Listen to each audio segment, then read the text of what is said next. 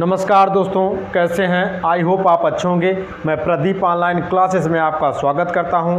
तो आज हम लोग इस वीडियो में पढ़ने वाले हैं कक्षा 10 का एक महत्वपूर्ण टॉपिक है त्रिकोणमिति, जिसका क्वेश्चन नंबर 2 और क्वेश्चन नंबर 3 इस वीडियो में हम लोग लगाने वाले हैं। और बारी बारी से करके मैं 8.1 का सारा क्वेश्चन जो है अलग अलग पार्ट बनाकर दोस्तों बताऊंगा आपको। तो अगर आपको वीडियो अच्छा लगे तो इस चैनल को प्लीज़ लाइक करिएगा, सब्सक्राइब करिएगा, जिससे जो है कि मेरे अंदर और जो है उत्सुकता बढ़े और मैं वीडियो को बनाता रहूं। तो चलिए शुरू करते हैं दोस्तों और देखते हैं कौन सा सवाल है। तो यहाँ पे मैं लिख दिया हूँ क्वेश्चन कि चित्र 8.1 यानी चित्र 8.1 में एक किताब में दिया है दोस्तों। तो मैं लिख दिया हूँ, कह रहा है कि tan p माइनस काट r का मान बताओ। और यहाँ पे दे दिया है आपको एक चित्र tan p माइनस काट r का मान आपसे पूछ दिया है। तो करना क्या दोस्तों, सबसे पहले इस चित्र को देखें। ये 90 डिग्री का एंगल है दोस्तों। 90 डिग्री का एंगल जो होता है उसके ठीक सामने की जो साइड होती है, जो भुजा होती है, उसे हाइपोटेनस कहते हैं, उसे कर्ण कहते हैं दोस्तों। क्या कहते हैं?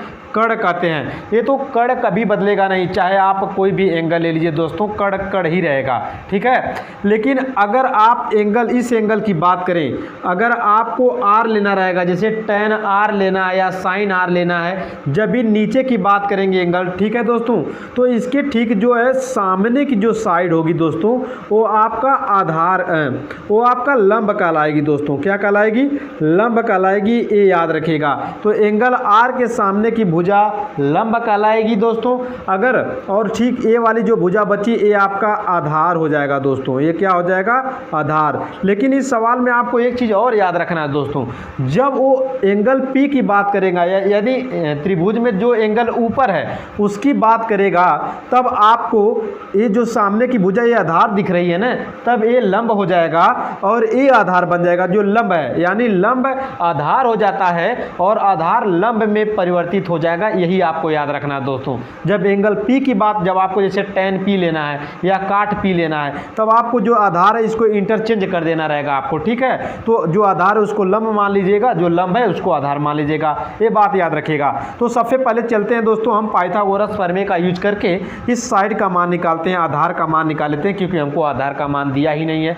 तो पाइथागोरस प्रमेय क्या दोस्तों, ये आपको याद होना चाहिए कि किसी समकोण त्रिभुज में कर्ण पर बना वर्ग शेष दो भुजाओं के वर्ग के योगफल के बराबर होता है दोस्तों। यानी कर्ण का स्क्वायर बराबर होता है लंब का स्क्वायर प्लस आधार का स्क्वायर होता है दोस्तों। तो हम लगाते हैं, यहाँ पे लिख दे रहे हैं कि त्रिभुज PQR में दोस्तों, ठीक है, पाइथागोरस प्रमेय से, पाइथागोरस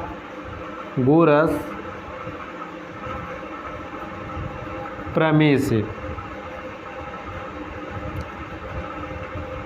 पाइथागोरस प्रमेय से दोस्तों, तो कैसे हो जाएगा? कर्ण का स्क्वायर बराबर दोस्तों लंब का स्क्वायर प्लस आधार का स्क्वायर,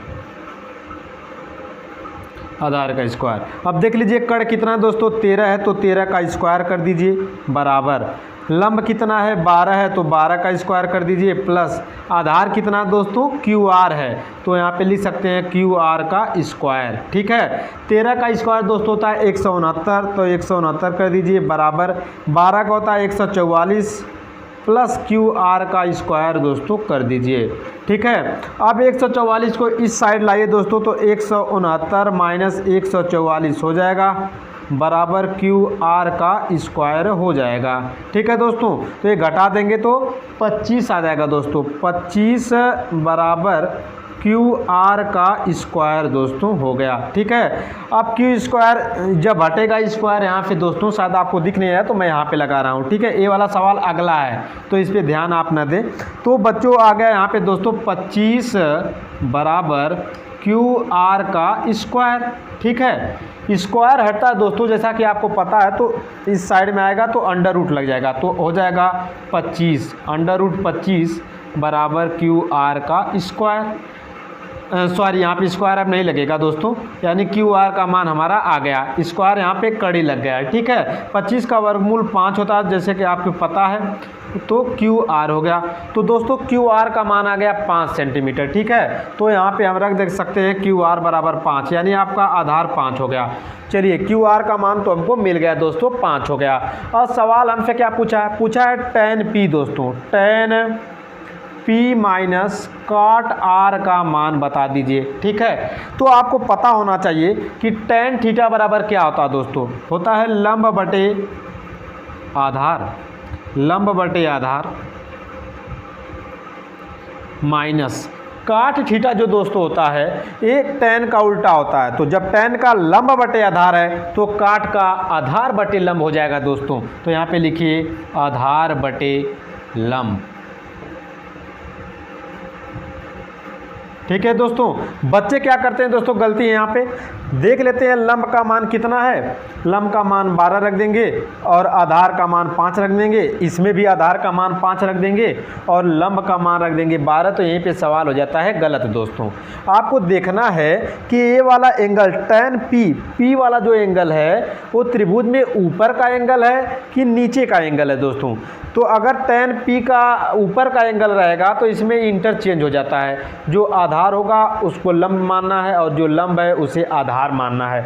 लेकिन अगर एंगल आर नीचे है तो कोई परिवर्तन नहीं होगा, जो आधार चित्र में दिया है वही आधार लेना है, जो लंब चित्र में दिया दोस्तों वही लेना है, कर्ण का मान तो चेंज ही नहीं होता है। तो देखेंगे tan p दोस्तों p वाला बात कर रहा है, एंगल p का मान बात कर रहा है। यहाँ पे देखिए एंगल p की बात कर रहा है। जब p की बात करता है तो मैं आपको बताया था जब एंगल ऊपर की बात करेगा तो आपकी इसके ठीक सामने की जो साइड हो जाएगी दोस्तों ये लंब हो जाएगी, यानी 5 यहाँ पे क्या हो गया, लंब हो गया दोस्तों। तो आप लंब की जगह पे जो है 5 रखने वाले हैं, कितने रखेंगे, 5 रखेंगे और आधार के जगह पे ये वाला लंब जो है ये 12 रख देंगे। ठीक है, जैसा कि मैं आपको शुरू में ही बताया था कि जब भी एंगल P की बात करें यानी एंगल ऊपर की बात करें तो आधार को आप लंब मान लीजिएगा और लंब को आधार मान लेते हैं दोस्तों। तो हमारा लंब जो है आपका 12 नहीं, इसको 5 मानेंगे दोस्तों। ठीक है, यानी लंब जो है आधार बन गया, आधार आपका लंब बन गया।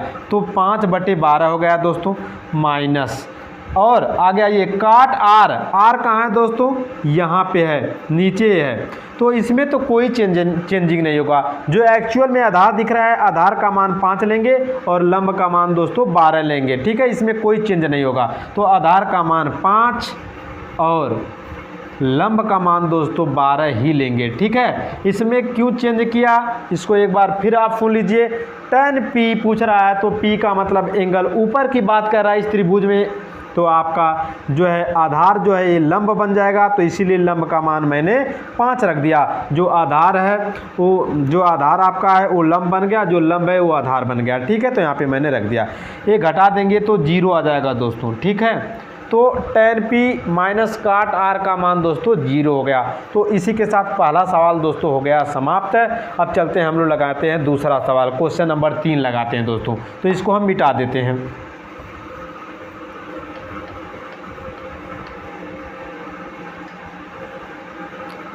देखिए दोस्तों क्वेश्चन नंबर 3 में भी आपको फिगर बनाना पड़ेगा। कहा है कि यदि साइन 3/4 है, साइन a बराबर 3/4 है तो काफ a तथा tan a का मान दोस्तों आपसे पूछ रहा है। तो a एंगल की बात कर रहा है, एंगल। ठीक है, तो इसको आप नीचे मानेगा दोस्तों। तो त्रिभुज बना लेते हैं।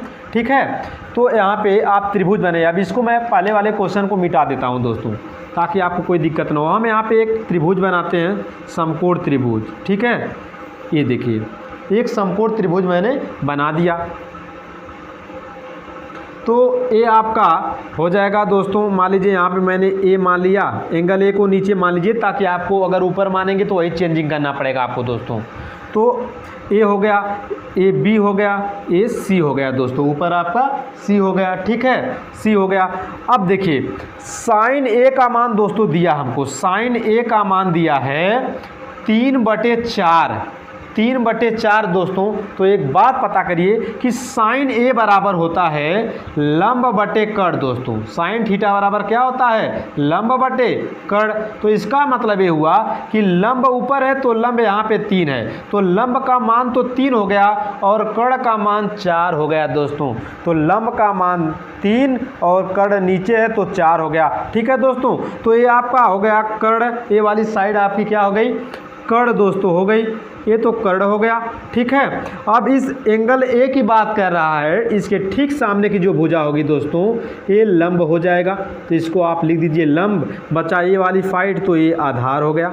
ठीक है, तो जो जो मान दिया है वो हम रख देंगे।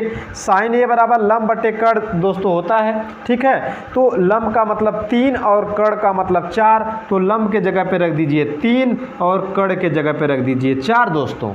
ये हमको पता हो गया। लेकिन अब हमको आधार का मान ज्ञात करना है, क्योंकि आधार का मान दिया नहीं है, तो फिर पाइथागोरस प्रमेय लगाएंगे दोस्तों। तो लिखिए त्रिभुज A B C, A 90 degree है दोस्तों, ए बी सी में पाइथागोरस प्रमेय से, पाइथागोरस प्रमेय से,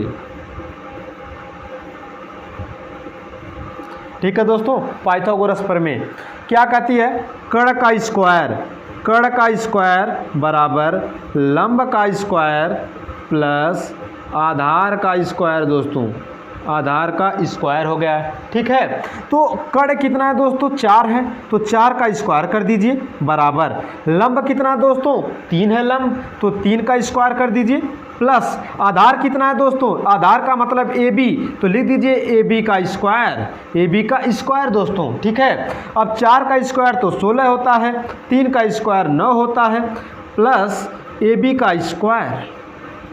इस 9 को इस साइड लाइए दोस्तों, तो 16 माइनस 9 हो जाएगा बराबर ए बी का स्क्वायर। अब 16 में से 9 घटा दीजिए दोस्तों, तो आपका बच जाएगा 7 बराबर ए बी का स्क्वायर। जैसा कि आपको पता है स्क्वायर हटता है तो कड़ी लग जाएगी दोस्तों, तो ए बी बराबर हो जाएगा आपका, ए बी बराबर दोस्तों हो जाएगा √7। ठीक है, स्क्वायर हटेगा तो कड़ी लग जाएगी दोस्तों, तो ए बी बराबर हो जाएगा √7 हो गया।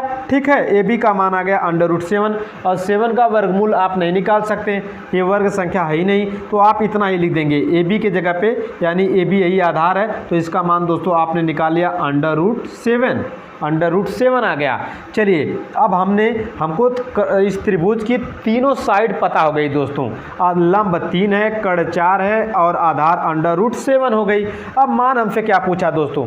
cos A का मान पूछा और tan A का मान हमसे पूछ दिया है, यानी आपसे पूछा cos A और tan A का मान बता दीजिए दोस्तों। तो मैं यहाँ पे लिख रहा हूँ cos A का मान। देखिए cos A का मान क्या होगा? काफ थीटा बराबर दोस्तों होता है आधार बटे कड़, याद रखिएगा काफ थीटा बराबर क्या होता है? आधार बटे कड़ दोस्तों।